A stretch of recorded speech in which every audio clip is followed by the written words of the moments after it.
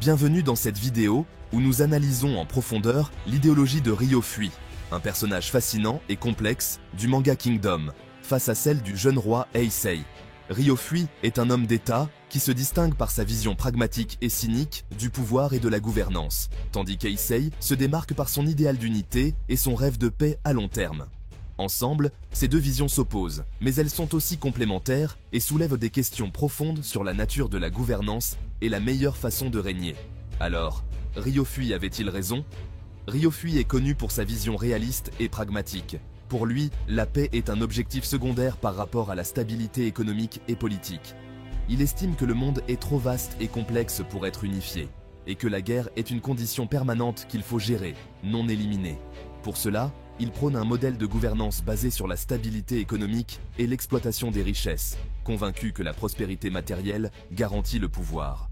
Ryofui soutient que la nature humaine est égoïste et qu'un gouvernement doit être adapté aux réalités économiques et sociales plutôt que chercher à transformer la société. Son objectif ultime est d'assurer la stabilité, même si cela implique des compromis éthiques ou des inégalités. Sa vision permet un contrôle immédiat de l'État, évitant les crises internes et assurant une prospérité rapide. Sa politique est donc fortement ancrée dans le concret et repose sur la richesse et le bien-être matériel, des fondements qui, selon lui, sont plus solides que de simples idéaux. Cependant, sa politique peut encourager l'oppression des plus faibles et perpétuer un système inégalitaire. La vision de Ryofui, bien que stable, tend à favoriser l'élite et la richesse, en négligeant le potentiel d'aspirations plus grandes qui peuvent, à long terme, stimuler une unité plus solide. Heisei, en revanche, est porté par une vision idéalisée d'unification. Pour lui, il est essentiel de dépasser les divisions en unifiant tous les royaumes sous une même bannière. Son rêve est motivé par la conviction que l'unité peut mettre fin aux guerres interminables qui détruisent les royaumes et divisent les peuples. Heisei croit que, malgré les différences culturelles et les intérêts divergents, l'unité est possible et nécessaire. Pour lui, le rêve d'un monde pacifique et uni, au-delà de la guerre, est un objectif qui justifie tous les sacrifices nécessaires pour l'atteindre. La vision d'Heisei inspire un sentiment d'appartenance et de loyauté parmi ses partisans, ce qui pousse son peuple à se dépasser pour un idéal commun.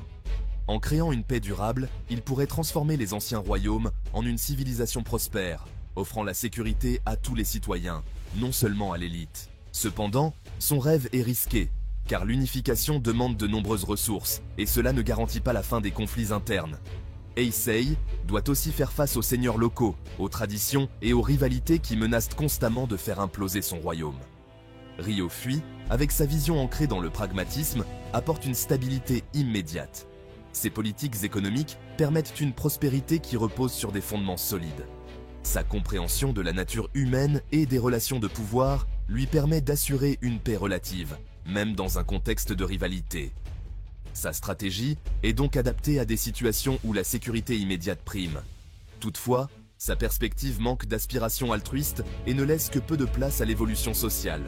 Ce modèle de gouvernance a tendance à étouffer les aspirations du peuple et à perpétuer des inégalités.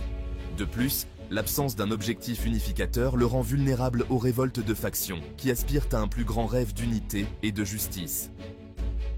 Heisei propose un idéal capable d'inspirer une loyauté et un sens d'identité collectif.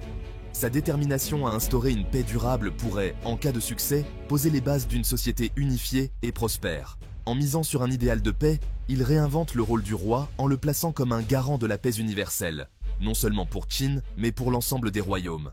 Mais l'approche d'Heisei est idéaliste et comporte des risques importants.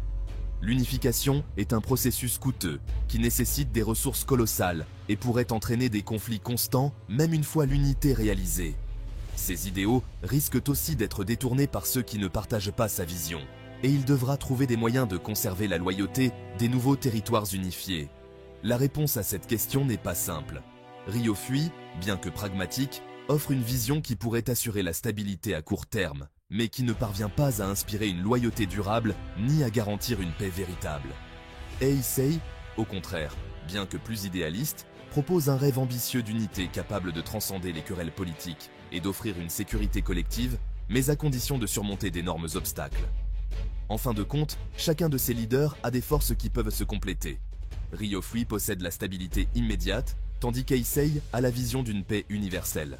Cependant, si l'on devait choisir, Heisei semble être celui qui porte la vision la plus pérenne pour un avenir plus stable et pacifique, à condition qu'il parvienne à surmonter les obstacles.